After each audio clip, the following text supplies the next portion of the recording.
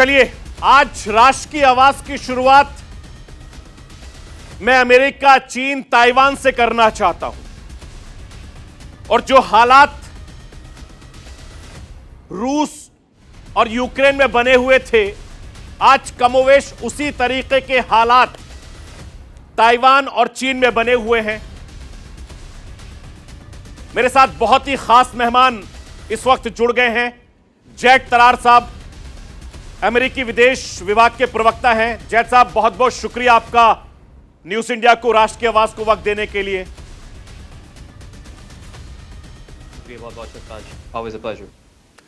तरार साहब, सबसे पहले मेरा सवाल यह है कि आप ये बताइए कि चीन को अमेरिका से क्या प्रॉब्लम है, या फिर नेसी पेलोसी से कोई चीन को दिक्कत है, प्रॉब्लम है?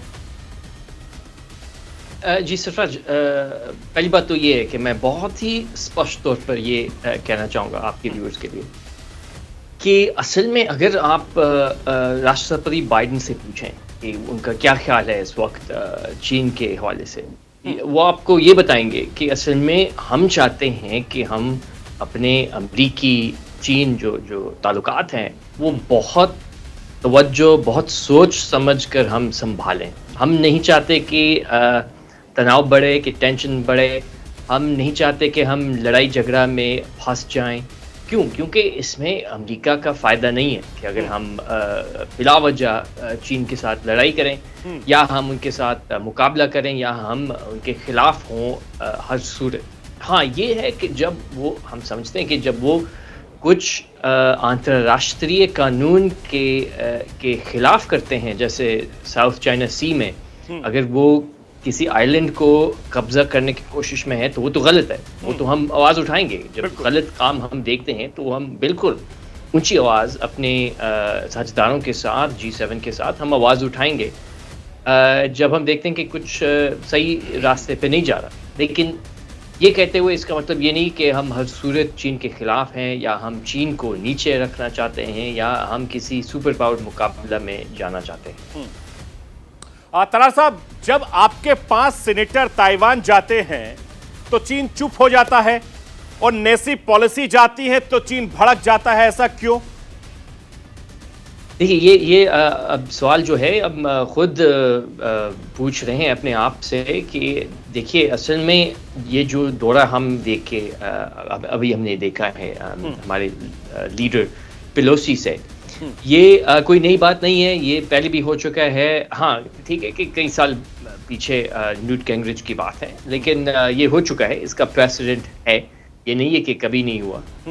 और हम इस वक्त ये देख रहे हैं कि लग ऐसा रहा है कि बीजिंग और चीनी सरकार इस वक्त तनाव को बढ़ाने की कोशिश में है, और अब हम धमकियां भी सुन रहे हैं चीन की तरफ से। हम नहीं समझते कि इसका फ़ायदा है। चीन का फ़ायदा नहीं है, अमेरिका का फ़ायदा नहीं है इसमें, जब धमकियां और तनाव हम सुन पा रहे हैं। जी, तरार साहब, चीन कह रहा है कि आप अपनी फॉरेन पॉलिसी का उल्लंघन कर रहे हैं। अमेरिका वन चाइना पॉलिसी को तो मानता है, लेकिन ताइवान पर अड़ जाता है। देखिए, ये मेरे ख्याल में हम बहुत स्पष्ट तौर पर कह कि गलत है जो हम सुन रहे हैं चीन से इस वक्त, क्योंकि असल में हमारे वन चाइना पॉलिसी में कोई तब्दील नहीं आया।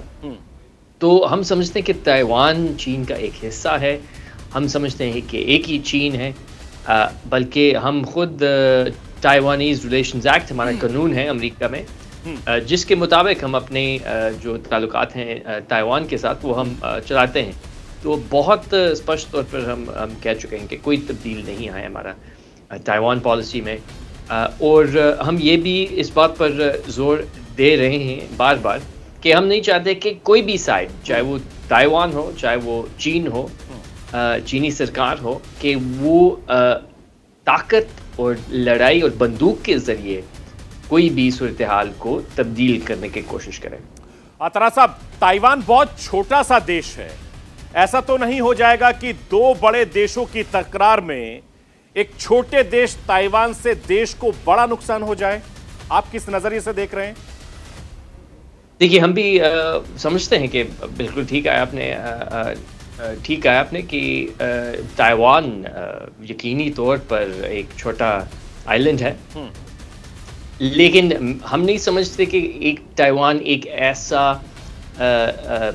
हम कह सकते हैं खिलौना है या कोई बड़े दो पावर में लड़ाई झगड़े में ये एक सिर्फ एक हिस्सा है।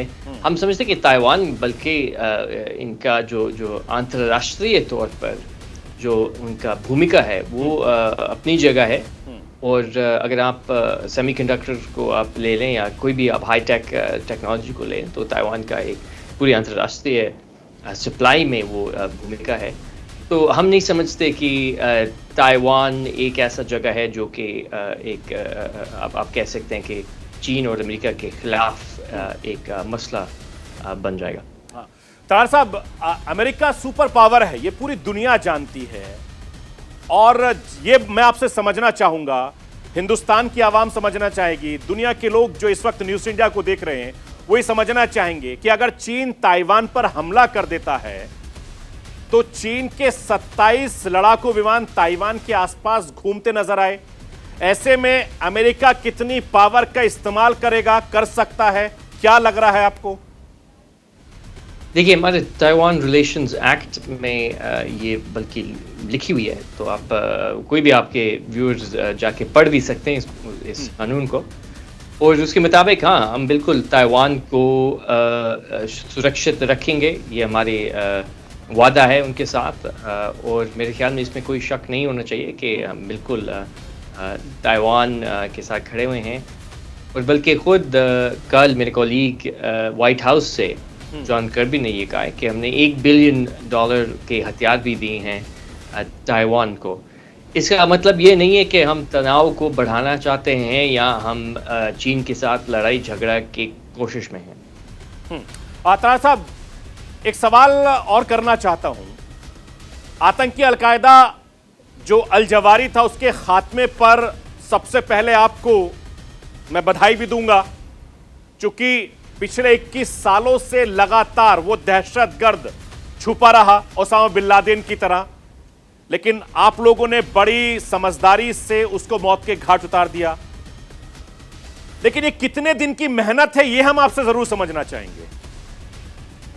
जी देखिए, बल्कि आप खुद राष्ट्रपति बाइडेन का अगर कहना सुने तो उन्होंने इस ऐलान को देते हुए कई दिन पहले ख़ास तौर पर उन्होंने शुक्रिया अदा, उन्होंने धन्यवाद दिया जितने भी हमारे कॉलीग्स हैं जो इंटेलिजेंस कम्युनिटी में वो काम करते हैं, जो कि उन्होंने बहुत मेहनत की है, सालों से मेहनत की है, ताकि हम इस ख़तरनाक शख्स को हम ढूंढ सकें और हम ऑपरेशन कार्रवाई उनके ख़िलाफ़ कर सकें। तो बिल्कुल ये कोई मामूली बात नहीं है, हमने बहुत मेहनत की है।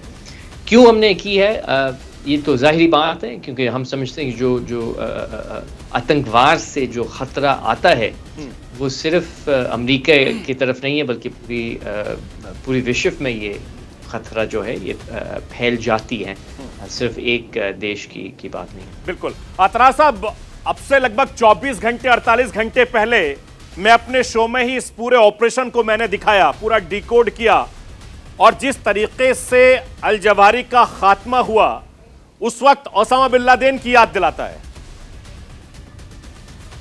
जी, इसमें कई फ़र्क तो हैं, क्योंकि ये ऑपरेशन ज़ाहिर बात है हमने एक ओवर द होराइज़न कैपेबिलिटी जिसके नाम से कहा जाता है, यानी कि जब आप अपने फोर्सेस को दूर से इस्तेमाल करते हैं तो कोई हमने यकीनी तौर पर हमारे कोई सैनिक फोर्सेस काबुल में मौजूद नहीं थे, लेकिन उसके बावजूद हमने इस कार्रवाई को मुकम्मल किया और हम कामयाब रहे। और मेरे ख्याल में सबसे जो खुशी की बात ये है कि कोई मासूम लोग इस ऑपरेशन में अपने जान नहीं दिया उन्होंने, ना ही उन्होंने कोई कैजुअल्टीज हमने देखे।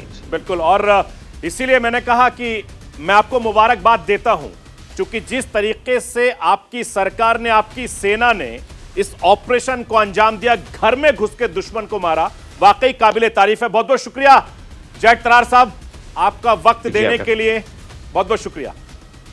Thank you.